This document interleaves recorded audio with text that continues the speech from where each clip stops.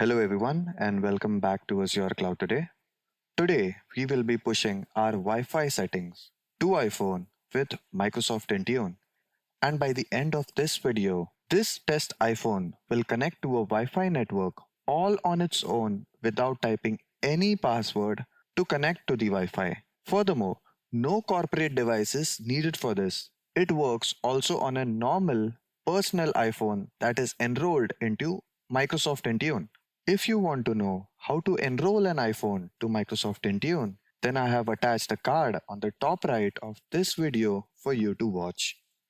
Before we build anything, let's answer the obvious question. Why would IT push a Wi Fi network to a phone at all? Why not just give the password to the end user for Wi Fi connection? And let me tell you, there are three reasons why.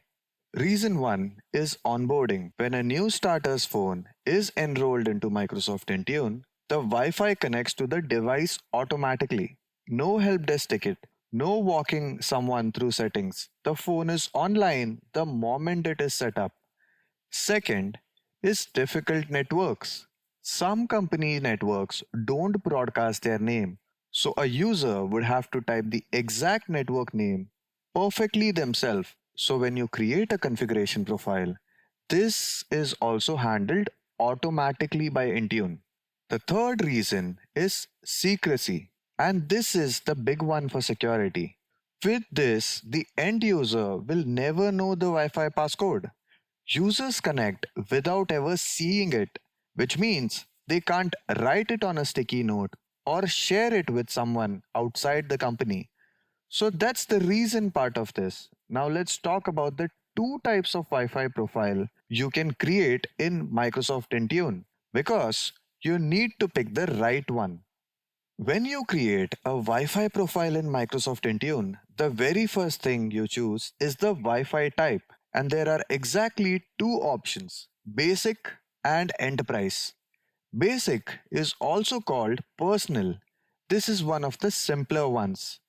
There's a single password for the whole network, shared by everyone who connects to it. This is exactly how your Wi Fi at home works. One password, and any device that knows it can join it. And that password that is present is called a pre shared key over here. The basic one does not need anything extra, no servers and no certificate. And this is what we are going to build and demo live today. The second one, which is enterprise, is the heavy duty option that is used by large organizations. So instead of one shared password, every single user or device proves who they are individually, usually with a certificate rather than a password. It authenticates against something called a radius server. It's more secure, but it has a lot more moving parts behind the scene. Since the enterprise one requires backend infrastructure, which I do not have in my home lab, which also most of you watching won't have either while you're learning.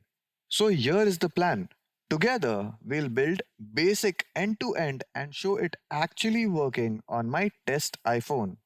The settings that we'll fill in, there are only 6 settings that matter for a basic profile, and most of them are obvious. But two of them, which are specifically SSID and network name, confuse almost everyone. The SSID is the real name of your wireless network, the exact name of your router's broadcast, the one your phone actually connects to. The network name, on the other hand, is just a friendly label that you can keep. You can enter the network name anything, but for SSID, it must be exactly the same. If your router's name is all in caps, then the SSID that you enter over here must also be all in caps. If it has a combination of upper and lower characters, then it must exactly follow that. Connect automatically does exactly what it says. When this is enabled, the phone joins the network the moment it is in range. Hidden network, you only enable this if your router is set to not broadcast its name. Most home and office networks have this visible, so we will leave this as off. Security type over here we will select as WPA2, WPA3-personal, which I'll be showing it to you. And then we enter the Wi-Fi password in the field called pre-shared key over here. So I would enter the password over here and blur this as it will reveal my Wi-Fi's password. I am in the Intune admin center now, logged in as a global administrator.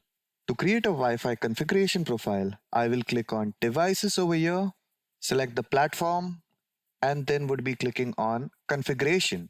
Then I would be clicking on the create dropdown and would be clicking on new policy. Then we would be selecting the platform as iOS, iPadOS. Then the profile type that we would be selecting is templates. Once this is selected, I will scroll down to the bottom, select Wi-Fi over here. Once this is selected, I will hit create. Then I would be going ahead and giving it a meaningful name and description. We have now given a proper name and description. Let's click on next. Let's select the Wi-Fi type as basic over here. We would not be doing enterprise, and I've told you why in the previous slides. Let's select basic. Let's give a suitable network name. As you know, we can keep this anything. Now let's give the exact Wi-Fi name in SSID. Then let's set connect automatically to enable. We would not be selecting hidden networks over here. For the security type, I would be selecting the drop down and would be clicking on WPA2, WPA3-personal. Then I would be entering my Wi-Fi actual passcode in this field. So once this is entered, I will be blurring the screen. Okay, the Wi-Fi password has been entered now. Let's click on next over here. You can either go ahead and click on all users and all devices, but I'll not be doing that. I have my own separately group created, which I'll be selecting by clicking on add groups over here. The group that I have created is all iOS users, so I have selected that and would be clicking on select. As you notice over here, this group has one user, which is a licensed Intune user. With that, we would be selecting next. We would be reviewing these settings and would be clicking on create. And in such a way, our profile has been created successfully now. If we hit refresh, we would be seeing our newly created configuration profile. Now, since our test iPhone does not have a SIM card, it cannot connect to the internet without Wi-Fi connection. So what I'll do is provide a hotspot to the test iPhone so that it could connect to Microsoft Intune to get the latest configuration profile that we just created.